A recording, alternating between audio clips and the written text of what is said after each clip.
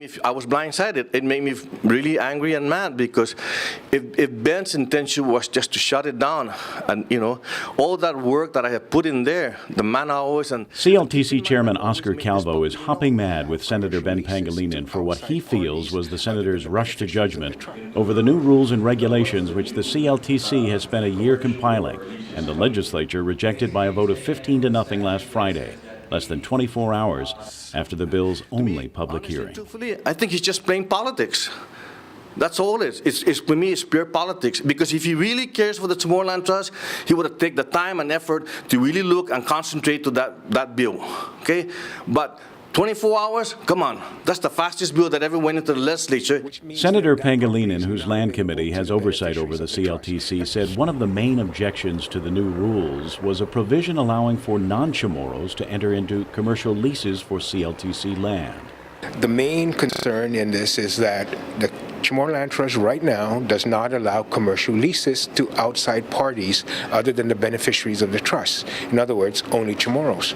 The proposal that was sent down to the legislature now took commercial properties that are characterized as prime commercial property and valuable commercial property, and now made these properties available to the general public.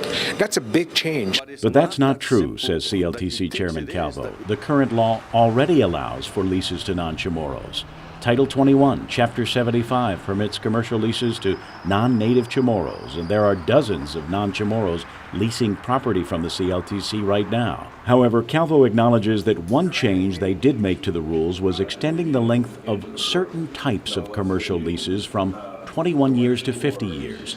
Those types of commercial leases are aimed at attracting high-dollar developers who will pay a premium value rate to lease the land. High-paying leaseholders are critical to the CLTC, he argues, because all of the CLTC's operations are entirely dependent on commercial lease fees.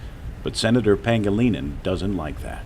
You're talking about 50-year lease, which means then that property is not available to the beneficiaries of the trust. That's a huge change that was of concern.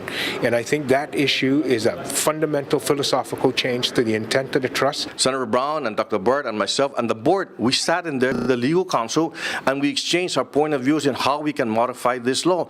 So it wasn't just a one-decision person that did this. And we also gave Ben the opportunity and letting him know what was going on with the Tomorrowland Trust. Have you spoken to Ben? Has he given you any explanation? No, he hasn't called me or anything. We'll continue to work with him, and I'm prepared to do that.